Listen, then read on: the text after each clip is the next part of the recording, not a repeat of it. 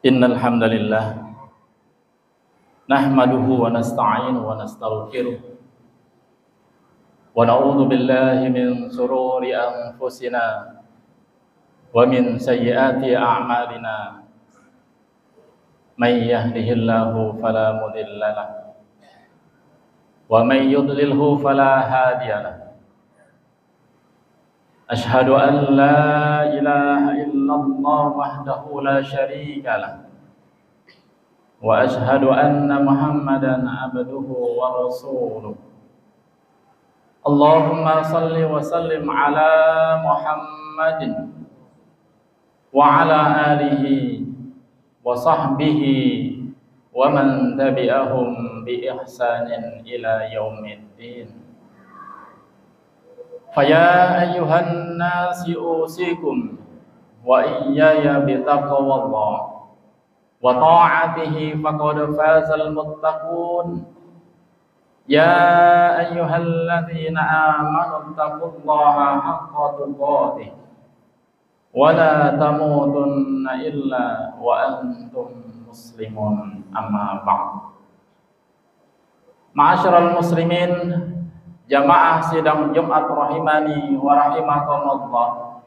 Semoga Allah Subhanahu wa taala senantiasa mencurahkan rahmatnya kepada kita sekalian.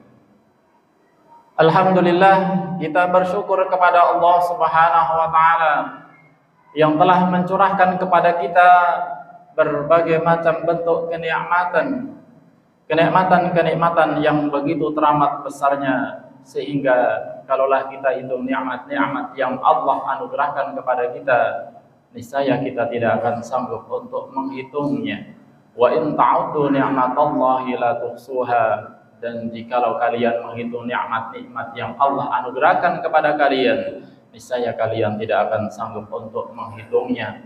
Dan hari ini salah satu nikmat yang Allah curahkan kepada kita, Allah hadirkan kita di sini, Allah gerakkan kita untuk bisa duduk bersama melaksanakan salat Jumat secara berjamaah. Ma'asyiral muslimin, jamaah sidang Jumat rahimani wa rahimakumullah. Manusia tanpa sebuah pedoman hidup, maka hidupnya akan tersesat, maka hidupnya akan hancur, maka hidupnya akan binasa. Oleh karena itu Allah Subhanahu wa taala kemudian turunkan Al-Qur'anul Karim, yang mana Allah sampaikan dalam surah Al-Baqarah ayat yang ke-185. Syahrul Ramadan alladzi unzila fihi al-Qur'anu hudan lin-nasi wa bayyinatin minal huda wal furqan. Bulan Ramadan yang mana di dalamnya Allah turunkan Al-Qur'anul Karim, yakni sebagai petunjuk manusia, sebagai pedoman hidup bagi manusia, sebagai manual book, sebagai bimbingan manusia untuk bisa membedakan mana yang hak dan mana yang batil. Sehingga Al-Quran bukan hanya untuk orang-orang yang beriman saja, ditujukan memang untuk seluruh manusia, yang mana dengan tujuan mereka agar bisa mendapatkan ketenangan di dalam hidupnya, bukan hanya bahagia di dunia, tetapi juga di akhiratnya kelak. Namun bagi orang-orang yang mengaku dia bertakwa kepada Allah, Allah berikan tunjuk di dalam ayat yang kedua surah Al-Baqarah, dzalikal kitabul la raiba fihi hudal lil muttaqin. Itulah Al-Qur'anul Karim yang tidak ada sedikit pun keraguan di dalamnya, yang menjadi petunjuk bagi orang-orang yang bertakwa. Ma'asyiral muslimin, jamaah sidang Jumat rahimani wa rahimakumullah. Tidak ada sebuah karya di dunia ini yang dia akan mengatakan bahwa karyanya adalah karya yang sangat-sangat sempurna dan tidak perlu ada koreksi, tidak perlu ada saran dan kritik. Namun Allah hadirkan Al-Quran di ayat yang kedua. Allah kemudian tantang manusia bahwa Al-Quran sedikit pun tidak ada keraguan di dalam. Dan ini menjadi pedoman bagi umat manusia. Untuk apa? Minal zulumati ilan nur. Menuntun manusia keluar dari kegelapan. Sehingga bagi orang-orang yang tidak mau menjadikan Al-Quran sebagai bimbingan dalam kehidupannya, sebagai petunjuk dalam kehidupannya, sebagai pedoman dalam dirinya, maka dipastikan hidupnya akan hancur. Profesi apapun, dia harus menjadikan Al-Quran sebagai sarana sandaran dalam hidupnya. Maka Nabi Shallallahu Alaihi Wasallam sampaikan, ittaqillaha haitsuma kunta. Di mana saja kalian berada, jangan sampai kalian tidak bertakwa kepada Allah Subhanahu wa taala. Artinya apa, ma'asyiral muslimin? Jadikan Al-Qur'an sebagai petunjuk di dalam kehidupan kita. Profesi apapun itu, dokter, presiden, menteri, pedagang, guru, dan semua apapun profesi kita, jadikan Al-Qur'an sebagai pedoman dalam menuntun kehidupan kita. Karena inilah yang diinginkan oleh Allah Subhanahu wa taala, agar manusia ini tidak mengikuti hawa nafsunya, agar manusia ini bisa menjadi hamba-hamba yang mulia. Maka kita bisa melihat sejarah yang mana apapun yang kemudian disandingkan dengan Al-Quran, dia akan menjadi mulia. Bukan hanya tuntunan untuk di dunia saja, kelak di akhiratnya Allah akan berikan balasan, yakni surganya yang mengalir sungai-sungai yang begitu sangat indah dan kekal abadi selamanya. Maka banyak orang-orang yang tidak menjadikan Al-Quran sebagai pedoman dalam hidupnya. Maka ketika dia meminta kepada Tuhannya, dia hanya meminta kebaikan dunia saja. Berapa banyak yang Allah kemudian contohkan dalam Al-Quran, orang-orang yang kemudian dibinasakan oleh Allah meskipun dia sukses di dalam dunianya. Qarun laknatullah alaih sukses dengan harta yang berlimpah-limpahnya karena dia hanya minta dunia. Bagaimana Fir'aun laknatullah alaih dengan kekuasaannya, jabatannya yang beratus-ratus tahun Allah berikan kepadanya dunia, digenggam olehnya, namun tidak menjadikan dirinya selamat daripada azab Allah Subhanahu wa taala. Haman, sang penasehat Fir'aun laknatullah alaih pun memiliki ilmu yang luar biasa, namun tidak digunakan Al-Quran pedoman hidup dalam dirinya, maka semuanya menjadi binasa. Maka banyak manusia yang hari ini tidak menjadikan Al-Quran sebagai pedoman dalam hidupnya, hidupnya akan sengsara, hidupnya akan binasa. Sehingga Allah kemudian abadikan dalam surah Al-Baqarah ayat yang ke-200, faminan nasi may yaqulu rabbana atina fid dunya hasanah wa ma lahu fil akhirati min khalaq. Maka ada sebagian manusia yang dalam kehidupannya dia hanya minta kebaikan dunia saja. Allah berikan kebaikan di dunia ini. Apa yang dia minta? Kekuasaan dia berikan, harta berlimpah-limpah dia berikan. Maka kita bisa melihat orang-orang kafir yang diberikan kekayaan, bahkan bukan 7 turunan, berturun-turunan, mungkin tidak akan habis hartanya. Allah berikan semuanya. Itu ada pilihnya Allah Subhanahu wa taala. Tetapi wa ma lahu fil akhirati min khalaq. Dia tidak akan mendapatkan kebaikan di akhirat. Dia tidak akan mendapatkan bagiannya di akhirat.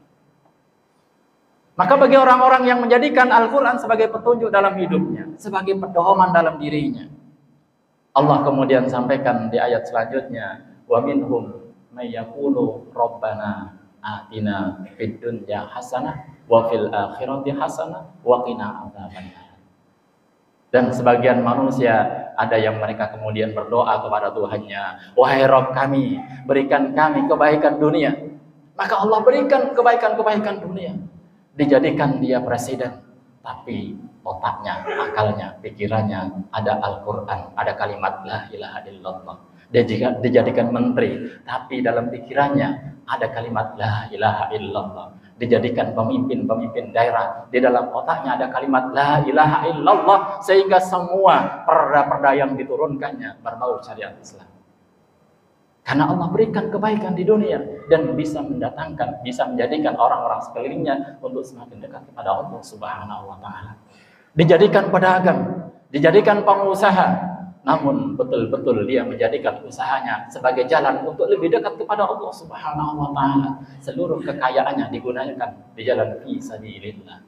Inilah contoh-contoh Abdurrahman bin Auf, Utsman bin Affan dan sahabat-sahabat yang lainnya.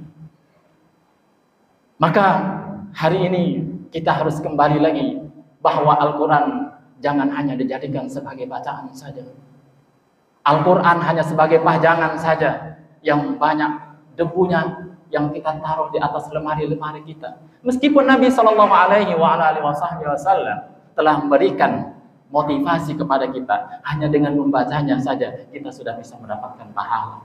Man qara'a harfan min kitabillahi falahu bihi hasanah wal hasanatu bi asyri amsalha la aqulu alif lam mim harfun walakin alifun harfun lamun harfun mimun harfun. Barang siapa yang baca satu huruf dalam Al-Quran, Allah akan berikan satu kebaikan pahala, dan kebaikan satu itu akan dilipat gandakan oleh Allah dengan 10 kali kebaikan. Bukan alif lam mim satu huruf, tapi alifnya satu huruf, lamnya satu huruf, mimnya satu huruf. Ini motivasi agar kita senantiasa dekat dengan Al-Quran, selalu membaca Al-Quran. Tetapi Nabi SAW juga berikan lagi motivasi yang lain. Al-mahiru bil Quran ma'asyafaratil kiramil barar. Orang yang mahir membaca Al-Quran bukan hanya membacanya saja, tapi dia bisa memahami, bisa menghayati, bisa mengamalkan Al-Quranul Karim menjadi pedoman dalam dirinya. Maka malaikat akan selalu menaunginya, akan selalu ada di sampingnya, malaikat-malaikat yang mulia. Maka inilah yang Allah kemudian sampaikan dalam surah Al-Baqarah, ulaika ala hudam mir rabbihim wa ulaika humul muflihun. Orang-orang yang senantiasa menjadikan Al-Quran sebagai pedoman dalam hidupnya, Allah senantiasa berikan bimbingan, Allah senantiasa berikan petunjuk, sehingga keinginannya dia persis dengan keinginannya Allah Subhanahu wa Ta'ala. Dan keinginan dia yang di luar jangkauannya dia akan disederhanakan oleh Allah Subhanahu wa Ta'ala. Karena banyak manusia saat ini yang dia cemas, dia khawatir karena keinginannya yang tidak terbatas itu harus dipenuhi dalam dirinya. Maka Allah sampaikan wala khaufun 'alaihim wala hum yahzanun. Orang-orang yang beriman kepada Allah Subhanahu wa Ta'ala, jangan pernah kalian khawatir, jangan kalian pernah bersedih hati. Semua yang kuberikan kepada kalian adalah yang terbaik. Ma'asyiral muslimin jamaah sidang Jumat rahimani wa rahimakumullah. Kenapa kita harus selalu dekat dengan Al-Quran? Karena kita bisa melihat apapun yang melekat dengan Al-Quran akan menjadi mulia. Karena dengan sifatnya Al-Quranul Karim memang adalah sifatnya mulia. Bahkan malaikat yang diperintahkan oleh Allah untuk membawa wahyu Al-Quranul Karim menjadi sayyidul malaikah, yakni malaikat Jibril alaihi salatu wassalam, menjadi malaikat yang termulia di antara malaikat yang lainnya. Bahkan tanah yang kering kerontang yang tandus, yang dahulu tidak dipandang oleh peradaban dunia, baik Persia maupun Romawi yang saat itu menguasai dunia sebelum Al-Quran diturunkan, tanah Arab, Mekah itu tidak sedikit pun dipandang oleh mereka.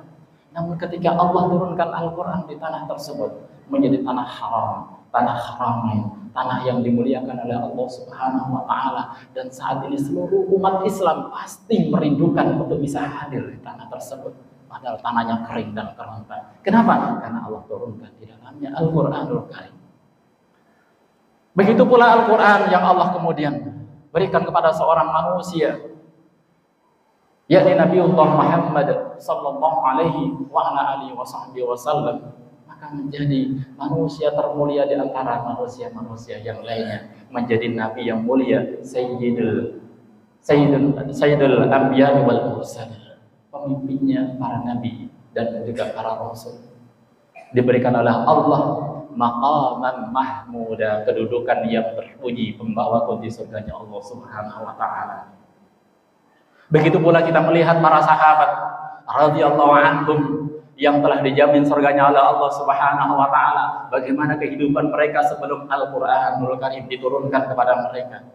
Maka ketika mereka jadikan Al-Quran sebagai manual book dalam dirinya, sedikit pun tidak ada keraguan di dalam dirinya, menjadikan semua apa yang Allah turunkan dibaca, dihayati, dipahami, lalu diamalkan, maka menjadi manusia-manusia yang mulia. Semuanya diridhoi oleh Allah Subhanahu wa Ta'ala, menjadi generasi-generasi terbaik. Dan 13 abad lamanya Islam dunia dipimpin oleh peradaban Islam. Kenapa? Karena mereka memegang Al-Quranul Karim, menjadikan lifestyle dalam dirinya.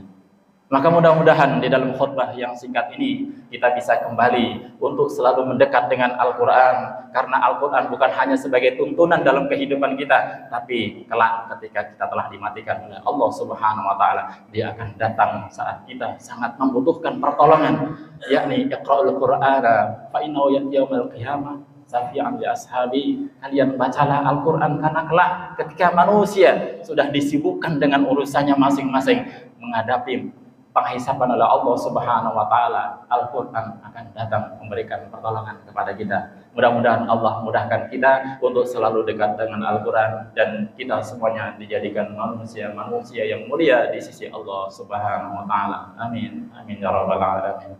Barakallahu wa lakum fil Qur'anil azim wa nafa'ni wa iyyakum bima fihi minal ayati wa dzikril hakim. Aqulu qawli hadza wa astaghfiruhu innahu huwal ghafurur rahim.